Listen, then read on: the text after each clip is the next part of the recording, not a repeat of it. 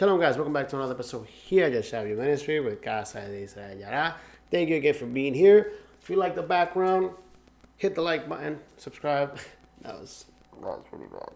If you like the content that we're putting up on our channel, like, subscribe. If you have any questions, comments, concerns, put them in the comment section down below. So, with that being said, let's get started with this week's Torah portion and the Torah blessing. Bless Adonai who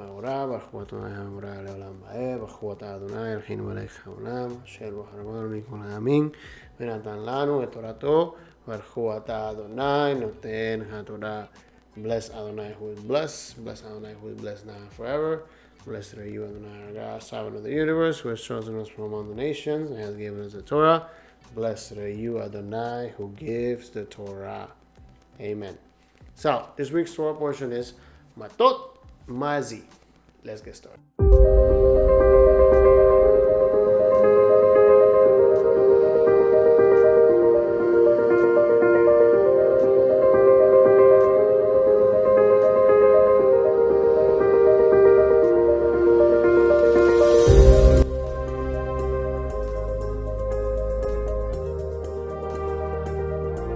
Matot means tribes, and is speaking to the head of the tribes of Israel, the leaders of the clans. Masei are the journeys of Israel in the desert to the promised land. We're going to focus on Matot because it talks about the vows and importance of what we say, what we confess on the name of God, okay? So let's get started with the PowerPoint because I was able to make a PowerPoint. So let's get to the PowerPoint. So, Torah portion, Matot Masei. Starts in Numbers 30, verse 1, and it ends at Numbers 36, verse 13. The prophet portion is chapter 1 of Jeremiah through chapter 3. And for Masei, Jeremiah chapter 2, verse 4 to 28.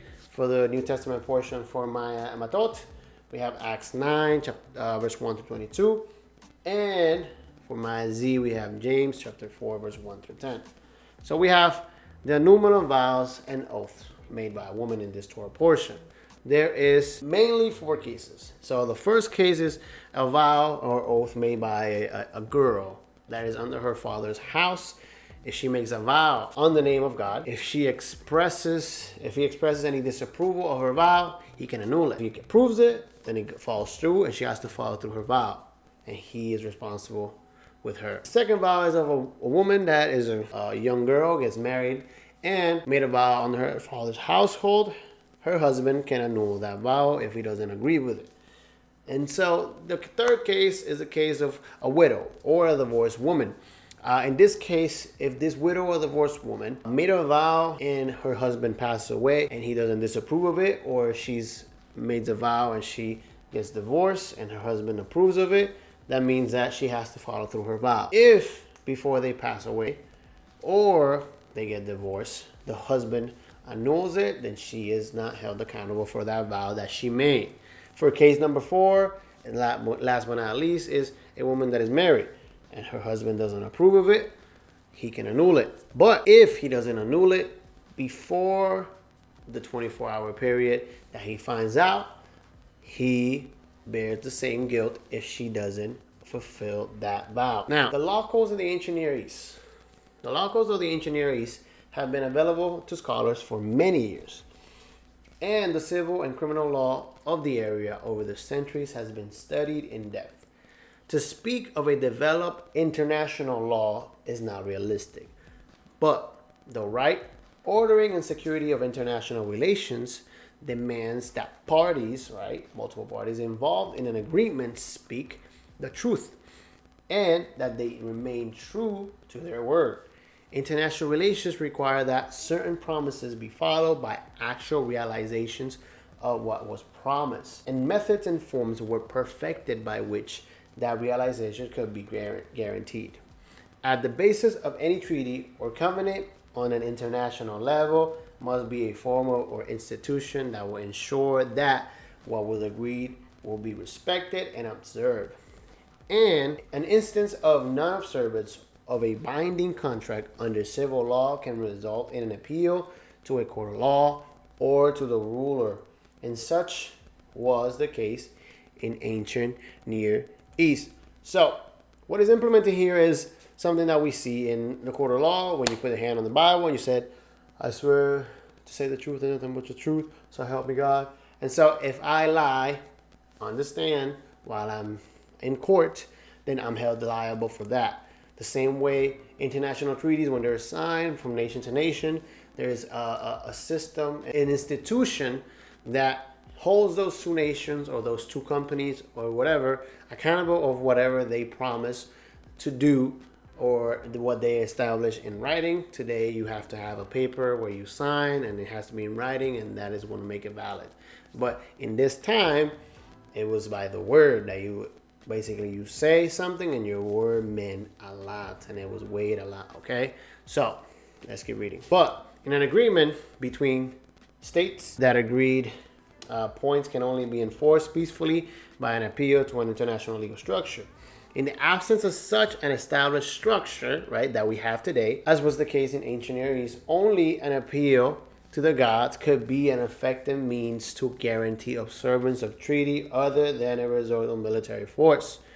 The solemn appeal to the gods bear witness to the promises made to punish. Normalization of those promises was subscribed under oath. As such, the oath by the gods was the constitutive element that which provided the sanction in the ancient Near East international treaty. Whatever they said under oath, or whatever vow they get or gave, if this happens, then I will do this, was held by that God that they represented, that they vowed to honor and represent.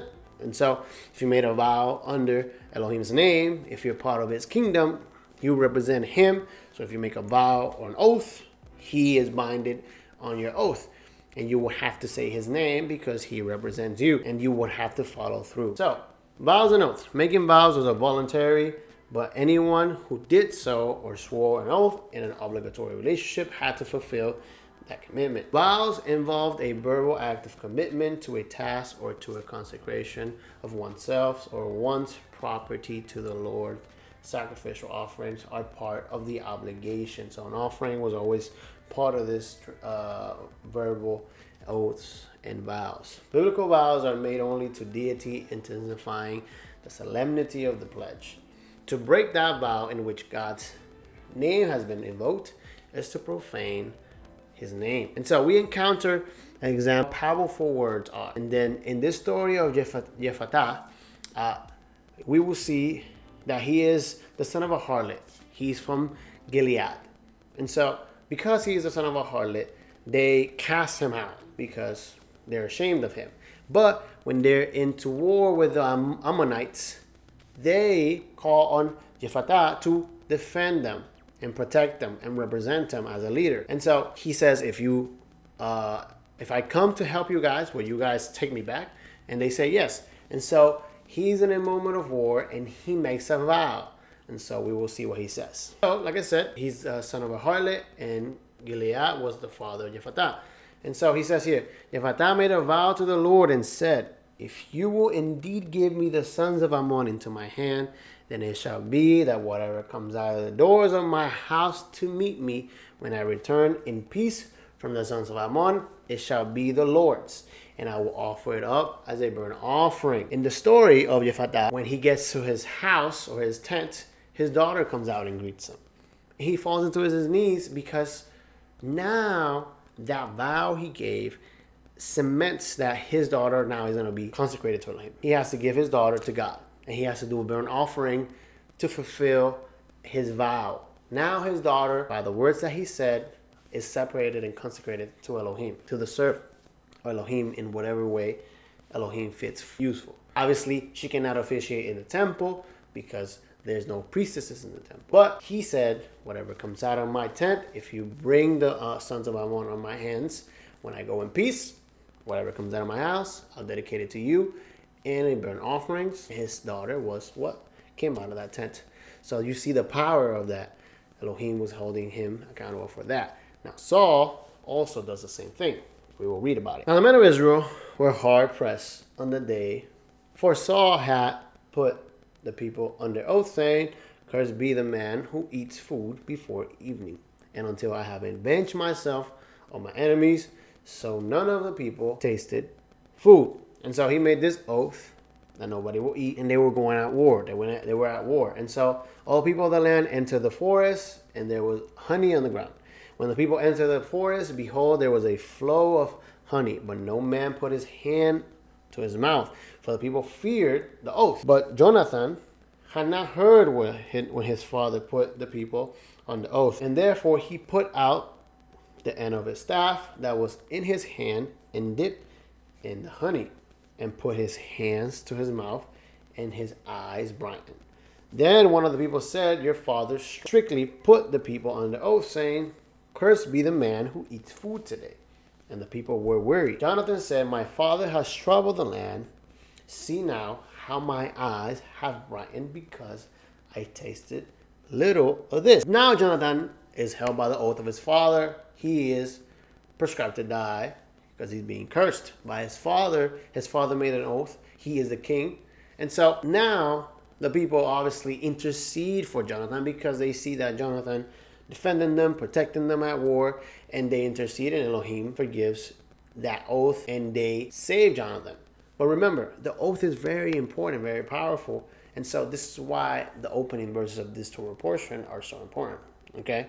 Let's keep reading. So it says, Vayomer Moshe el Bnei Yisrael Chechol Asher Siva Adonai et Moshe. Vayedaber Moshe el Rosh Hamatot לבני ישראל לאמור זה הדבר אשר ziva Adonai.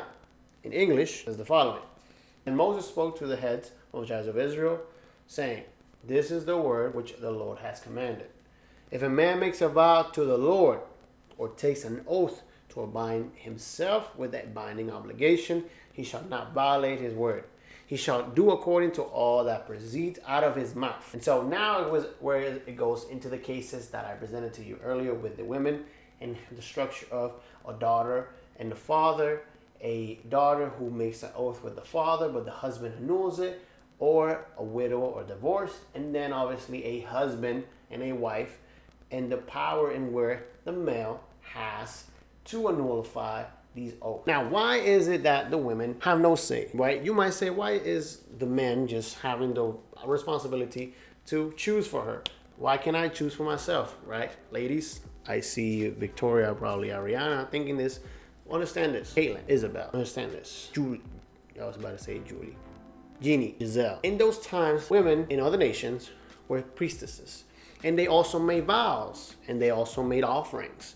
And so they also did these things. Remember, God is trying to make the contrast, right? Always Elohim is trying to make a contrast, trying to help the people be different so they can be a light to nations. So women did these things, and they were priestesses, and they officiated in the temples, and they were at the doors of the temple, and they would used to prostitute themselves in the temple. So that's why there's no priestesses in God's temple, because he wants to protect the honor of the woman. It's not because they're not capable of it. Now, yes, in the time, the male was the one that provided mainly, and so he had a say in a lot of what the woman had to do, especially in the culture. Understand something though, the aspect and the purpose of what's going on here is bigger. But we're going to read Yeshua's words and we'll close out. So Yeshua in Matthew chapter 5 verse 33 and on say the following. Again, you have heard that the ancients were told, you shall not make false vows, but shall fulfill your vows to the Lord. But I say to you, make no oath at all, either by heaven, for it is the throne of God, or by the earth, for it is the footstool of his feet, or by Jerusalem, for it is the city of the great king. Nor shall you make an oath by your head, for you cannot make one hair white or black.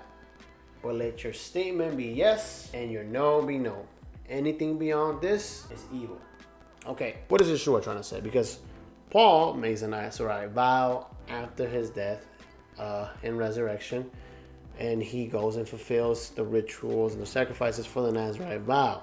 So what is Yeshua trying to say? Vows were prominent in every culture, right? In the Greeks and the Romans, they say that Zeus gifted those that said the truth, and they were stood for their word. The oath aspect that Yeshua is trying to bring is Don't make oaths to false gods.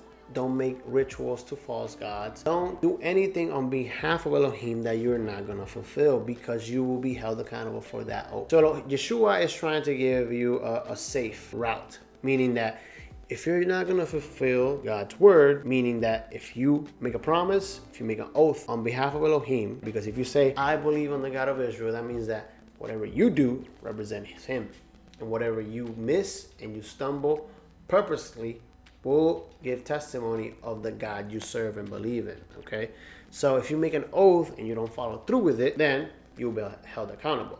The same way if you have a daughter or you have a wife and they make an oath and they don't follow through with it, that falls on you if you did not pay attention to what was going on. In the big picture, what I want to teach today, like my closing message, if I want to say, is that I feel that obviously the context points to a cultural aspect of the man and the woman, right? And the hierarchy that was in the household, that it can be prevalent today.